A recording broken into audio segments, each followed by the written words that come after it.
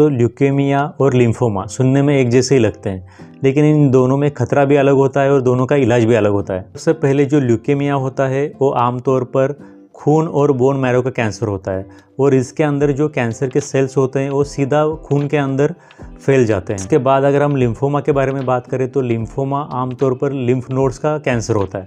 मतलब कि जो लसिका ग्रंथियाँ हमारे गले के अंदर या फिर हमारे बगल के अंदर पाई जाती है, उन लसिका ग्रंथियों के होने वाला कैंसर या फिर उन लिम्फ नोड्स का होने वाला जो कैंसर होता है उसी को हम लिम्फोमा से बोलते हैं। तो इस लिम्फोमा के वजह से उस पेशेंट के गर्दन में, बगल में या फिर जांघ में सूजन दिखाई दे सकती है। ल्यूकेमिया होने के बाद उस पेशेंट में बार बार बुखार आना, बार बार थकावट महसूस होना, बार बार पेशेंट में इन्फेक्शन होना, उस पेशेंट में एनीमिया होना या फिर ब्लीडिंग होना, ये सभी लक्षण उस पेशेंट में ल्यूकेमिया होने के बाद दिखाई देते हैं। इसके बाद अगर हम लिम्फोमा की बात करें तो लिम्फोमा के पेशेंट में उस पेशेंट को रात में पसीना आना, वज़न कम हो जाना, भूख न लगना या फिर गांठ होना, ट्यूमर होना, ये सभी लक्षण हम लिम्फोमा के पेशेंट में देख सकते हैं। यहाँ पर आपको ध्यान में रखना है कि लिम्फोमा और ल्यूकेमिया दोनों ही कैंसर के ही प्रकार है, लेकिन दोनों का ट्रीटमेंट बहुत ही अलग अलग होता है। ल्यूकेमिया और लिम्फोमा का ट्रीटमेंट भले ही अलग हो, लेकिन अगर दोनों को सही समय पर डायग्नोस किया जाए, दोनों की सही समय पर ट्रीटमेंट शुरू कर दी जाए तो दोनों को भी कंट्रोल किया जा सकता है। तो यहाँ पर गलतफहमी जानलेवा हो सकती है, इसलिए सही जानकारी सबको बतानी चाहिए।